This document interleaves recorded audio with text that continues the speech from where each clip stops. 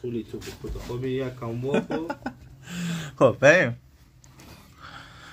خب کارتوی چیز بدم پوسیا رو جوش مقدونی رو خب ماشالله همه چیزا داره جیبات. اون زیر چی بود؟ بسته دیگه. کارتای کیمدی قضیهش چیه؟ خب قضیه کارتای کیمدی کو کارتاتو ببینم الان با اینا فرق میکنه کارت کیمدی؟ آره اینا کوچیکن کارتای کیمدی. کارتای کیمدی بزرگتر از بگم گوشی رو قابل در کنه. کارتای کیمدی بزرگتر از این هست. اینا یه قرعه کشی داره. قرعه کشیش هم بردی؟ نه نبردم. چه پولات اذیت بگاه دادی؟ بگاه ندادم.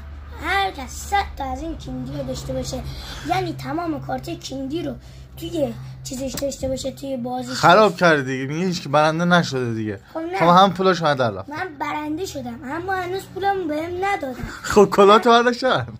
نگاه هر کس بتونه. کلاتو برداشتن. نه کلامو برنداشتن. خب باید چی بازی میکنه پس؟ وقتی نمیدن.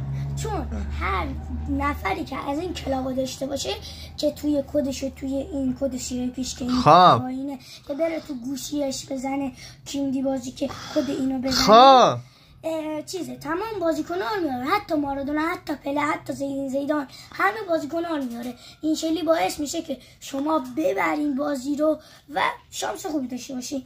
اینا 2 بار میتونین کدشو بزنین که شانس گند ما یه بار کدشو زدیم که جواب داد چیزه که بردیم بازی رو. هم ما هنوز ما کد کارتمون رو بهشون نداریم. کد کارت بازی خب بسته دیگه تو فهمیه. خدافظ. ببخشید بسته دیگه زیاد شد. خدافظ. وای وای کن بوس بفرست. خدافظ. بوس بفرست.